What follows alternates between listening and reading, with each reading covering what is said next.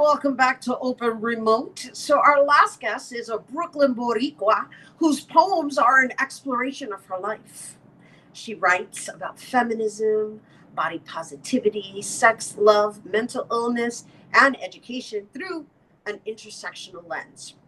Her work has been featured on NBC, The Huffington Post, and Latina Magazine, and that's just to name a few. And here she's now going to share with us a little bit more about her upcoming novel set to be published in 2022. Please welcome award-winning poet Elisabet Velasquez. Thank you, Rhina. Wow. Wow to you. Thank you so much for having me. You are an inspiration, I got to tell you. I believe the first time we met was at Willie Perdomo. He's my boy, so I know him as Papo. TCB, the Crazy Bunch book release party, and you recited there, and I've been clinging on to you ever since, trying to get you on. So I'm so excited to have you. No, I was so excited to meet you. I was so nervous. I was like, La Reina del Barrio, oh my God. And then I had asked you for one of Willie's books because I was supposed to help him read. And I was like so nervous that I messed up what I was supposed to say. And I was like, she hates me. Absolutely not. I gotta honestly, Elisabet, what you have been able to overcome and the truth that you speak, it's just really so inspiring, and honestly, it made me want to get to know you more. And I'm so excited to share a little bit of you and your story, and of course your poetry with our viewers, because it's very rare you come across truth speakers such as yourself. Thank you. I appreciate that. I feel like all we got is the truth. You know, they could take everything else away from us. And all that remains is the truth. And so I think it's super, super important for me to explore that truth, and then to write it down, because no one else has what we have, what you have. Only we are in possession of our truth. And so we have to, I think it's our responsibility to write that down so that future generations can see, you know, and hear, and can have some archives to go back to.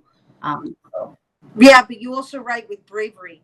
I read a long piece that you wrote that was something about insane asylum, or I forgot the title of it, but wow, I was just really, I found it to be very brave in how you're just openly sharing of what you've had to overcome to become the woman that you are today, who is this successful poet who's now going to be published, oh my gosh, by Penguin Publishing House. Congratulations on that. Thank you. I know, that's still like wow to me. That's amazing. It is. And actually that's really what the book is about, is like this exploration of what success looks like. So it takes you through the life of a young girl. It's based on my life. And a young girl in Bushwick who's not very good at school.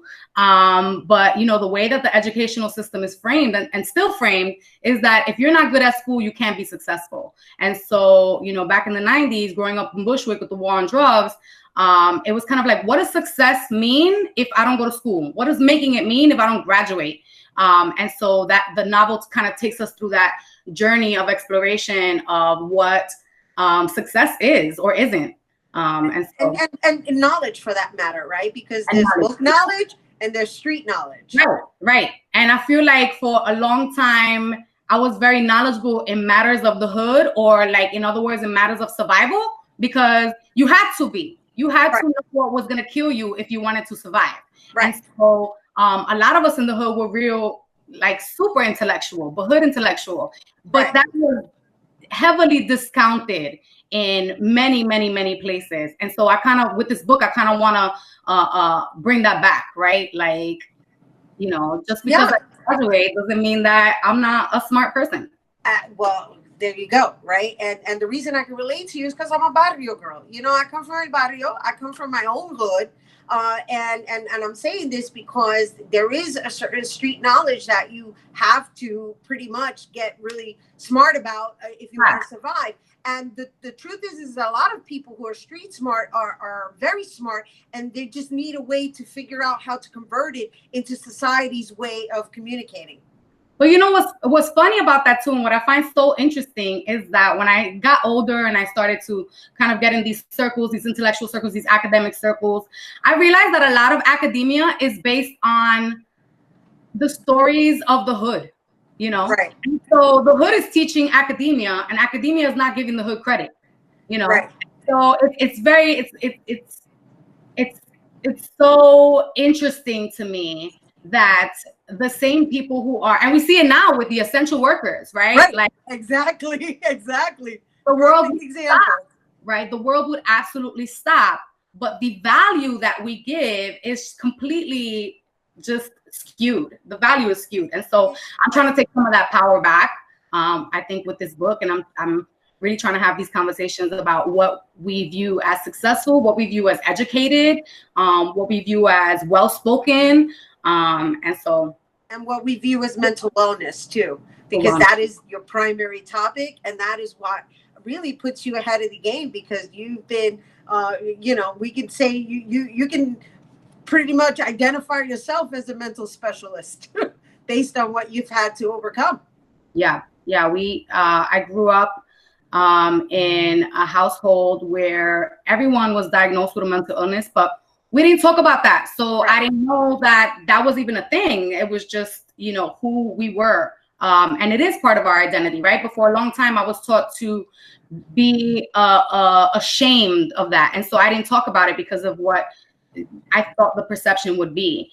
And now I have come to realize that all of that is what makes me the woman that I am, and that's powerful as I am. And I think that's why it's so important for me to be vulnerable, and it's so important for me to be honest, because we have to really remove those layers of shame that have been imposed on us, just centuries. Well, you know, I thank you for saying that, because with it regards to just humanity in general, we're all dysfunctional in some form or another. It's just a matter of embracing what it is that you've experienced to become who you are and serve the purpose that you're meant to be serving, to enhance the whole movement of just our existence. Right, exactly. Yeah, no, I you could tell I felt everything, everything you've written, everything I read that you've written. I'm like, oh my gosh, I can so relate to her. And I'm so grateful to you for finding the time to be here with us. I don't know how busy you are. I don't know if you're busy writing your book, because I know you can go into a zone and not want to be bothered with the world. I know you're also going to share a little something with us. So we're going to take a quick break. And once again, thank you for allowing us a little insight as to how your mind works. Thank you. It is so what's up. Thank you. Yeah. Thank you so much. Thank you for having me, yo, for real. Yeah, no, we're glad to have you, for real. We're going to take a quick break, and then when we return, Elisabet, she's going to recite one of her pieces that, well, it's been inspired by our state of quarantine. So don't go anywhere.